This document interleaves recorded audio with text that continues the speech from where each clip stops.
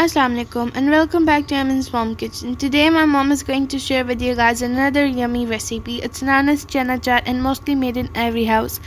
And in our recipe we use two sauces and they both are very yummy. And if you liked our video, so please subscribe our channel, like it and share it. And don't forget to press the bell icon so that you can get the new notifications from our side.